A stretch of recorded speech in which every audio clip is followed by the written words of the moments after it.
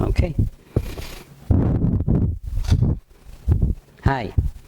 In our previous discussion, we talked about the importance of functional group in the biological activity and in drug design. We also learned that functional group are group of atoms within a molecule that has a characteristic chemical behavior. So therefore, it is important for us to be able to recognize and name the functional group in a given structure of small molecule or biomolecules. And so there are several approaches to do that. The first one is to use your superpower, or powers I mean, which is to memorize things. And the second one, which is easier, is first you have to recognize a pattern in those functional group, and by breaking down and recognizing those patterns, then you can begin to effectively memorize those structures. And so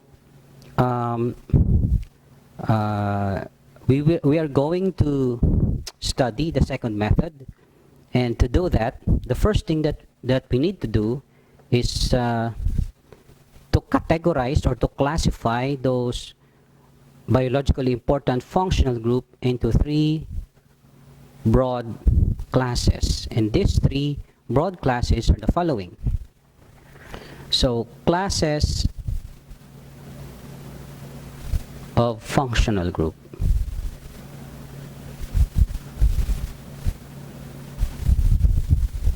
All right. The first one involves the group composed of carbon to carbon multiple bonds. All right, carbon to carbon multiple bonds. So there are only two members of this group. The first one is the carbon to carbon double bond. We call this one the alkene. And the second member is a carbon to carbon triple bond. And we call this group alkyne. Note the suffix at the end of their name.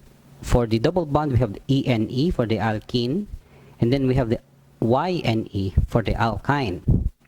Right. The second classes of functional group involves carbon single bonded to an electronegative atom. So En in this case refers to an electronegative atom. Example of the members belong to this group includes carbon single bonded to an electronegative atom, or we call it the X in this, for example, includes the members of the halogen family. So X here represents any of the following: fluorine, chlorine, bromine, or iodine. So let's go ahead and substitute the value of X single bonded to carbon. So the first case, carbon single bonded to fluorine. We have the name that starts with fluoro. Then we have, let's substitute with chlorine. So carbon single bonded to chlorine. The name would start with chloro. Carbon single bonded to bromine. That's a bromo. Then carbon single bonded to iodine. That's iodo. Now, as a group, these are called alkyl halides. Alkyl halides. Halides refers to the halogen family. All right. So let's go with the second possibility. So this is the first possibility. Carbon single bonded to a halogen. The second one is carbon single bonded to oxygen. All right. Example. Carbon single bonded to oxygen, but this oxygen has an attached hydrogen. So therefore, this one is a hydroxyl group. So this kind of a functional group is your favorite and my favorite organic compound. I know, alcohol. Okay. Next possibility is carbon single bonded to oxygen, but instead of having hydrogen, you have another carbon. All right, so in that case, you have an ether. And then the third member of this small group, you have carbon single bonded to an oxygen, but this oxygen is actually a part of a big group called the phosphate group. So therefore, all right, so this one is a phosphate group connected to a carbon. We call this one the organophosphate. This is common in DNA. Now, DNA or the nucleotides has a phosphate group, so that's an example of a phosphate group commonly found in biological molecule. Okay, now let's go to the next subgroup.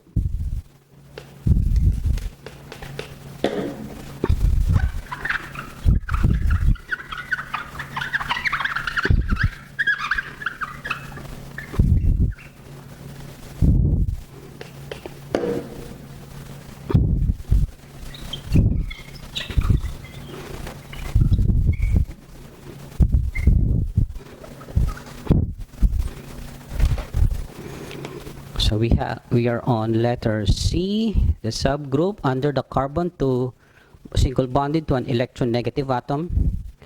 In this case, let's look at carbon single bonded to nitrogen, another electronegative element. Now, the most common one is this one, single bonded, so it belongs to the group amine. All right, be nice. Don't be a mean person, because amines are generally stinky. Now there's a special case. We have, since I just mentioned carbon, let's go ahead and consider carbon double bond to nitrogen. Okay. Now let's go ahead and compare this one. So this is a carbon to nitrogen single bond, and this is a carbon to nitrogen double bond. This one could come in another form, or it can exist as carbon double bond to nitrogen. But again, nitrogen can have two hydrogen attachment. This makes it positively charged. So in either case, this functional group is called an imino group. All right. Again, carbon bonded to an electronegative atom, but this one is a special case because you have double bond instead of a single bond. All right, so the next subgroup in this family, carbon single bonded to sulfur. All right, carbon single bonded to sulfur. So the first member, carbon single bonded to sulfur. Now the sulfur has a hydrogen attached to it. We call this one the thiol. Right. Next, we have carbon single bonded to sulfur, but instead of having hydrogen, it has a carbon. So essentially, sulfur is stuck between two carbon. This one is a sulfide. And then the last possibility is carbon single bonded to sulfur, but instead of having another carbon, let's have another sulfur. This one is a disulfide functional group.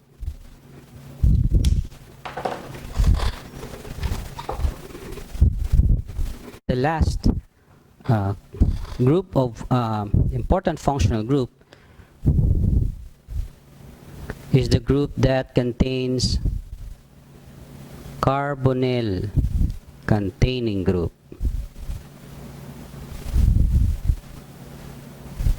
Now, the structure of carbonyl is essentially, it's a carbon with a double bond to oxygen, and as a general formula, anything within this parenthesis you can use to substitute that: hydrogen, carbon, nitrogen, sulfur, oxygen, and chlorine.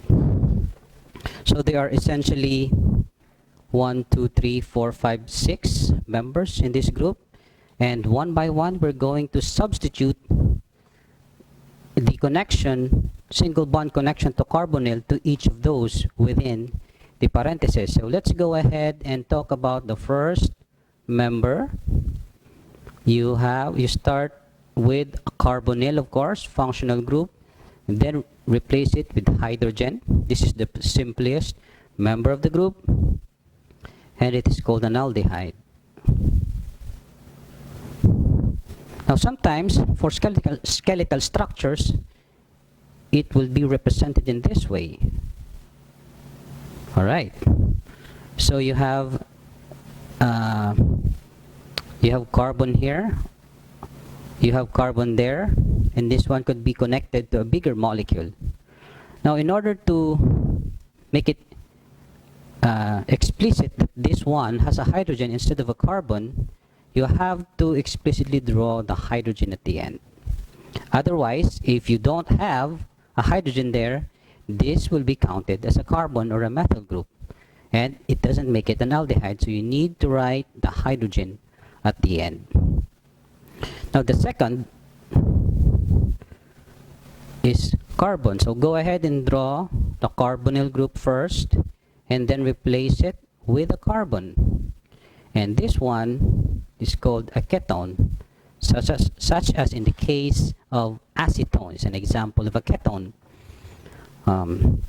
In terms of structure, you can now draw it this way.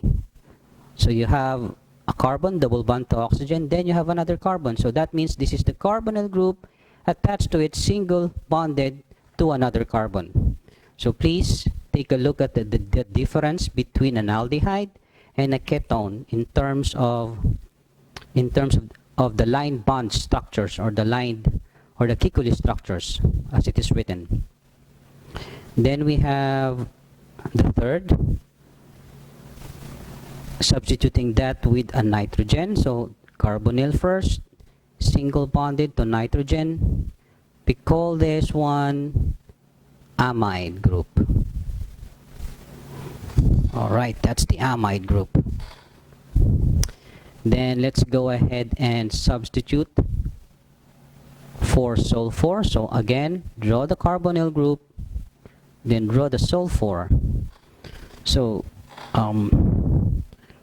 there are several possibilities for this one.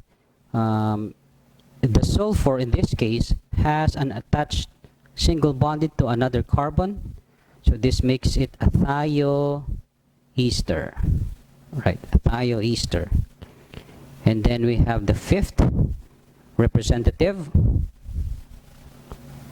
carbon double bonded to oxygen, then single bonded to an oxygen. But in most cases, this oxygen has an attached hydrogen to it, so it makes it a hydroxyl group. This hydrogen can be ionized, or it can be ionized or non-ionized form. So this is an example of a carboxylic acid. This is probably one of the most common functional group, since this is found in all standard amino acids, the 20 standard amino acids. Next, we have the sixth.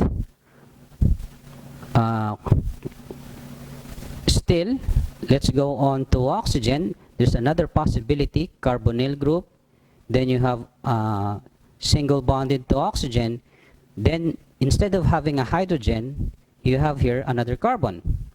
So that one is called an ester functional group. And then the last representative, you have a halogen in the form of chlorine, single bonded to chlorine. Now this one is called an acid chloride. An acid chloride. So these are the members of the third group of biologically relevant functional group: aldehyde, ketone, amide, thioester, carboxylic acid, ester, and acid chloride.